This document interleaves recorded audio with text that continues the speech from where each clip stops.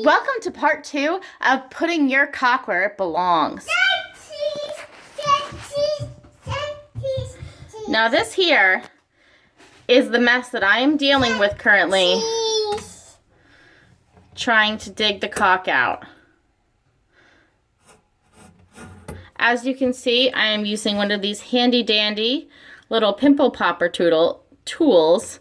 I got it at Bed Bath & Beyond, and I love these little tools.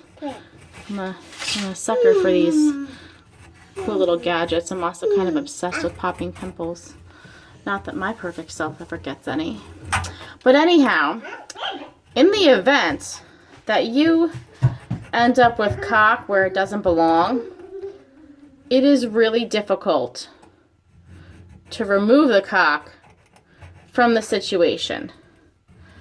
So you are going to want to find something tiny and sharp and annoying to get in those little crevices with, because if you don't get the caulk out, you will not be able to get your thread on. And if you can't get your thread on, which is this right here, then you won't be able to secure your sink and get a tight leak-proof seal. So you really want to make sure. I mean, this is tedious work, so of course the first lesson here is be careful with your caulk. Now, I was, in a time crunch. Long story short, I was trying to get this drain in, and doing drains are one of my least favorite thing for this reason. I'm a perfectionist, and I literally did this drain 7 different times. I did the caulk job 7 times on this drain to try and get it perfect, because I am totally OCD perfectionist.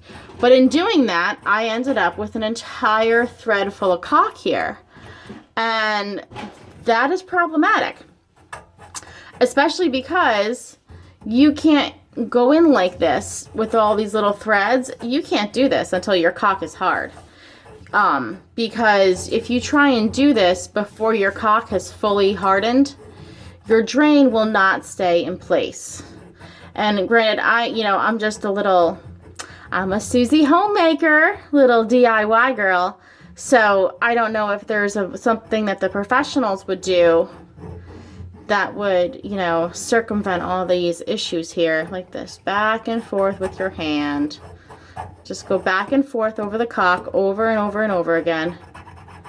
And then you want to run your hand around and loosen up that caulk on there over and over and over again.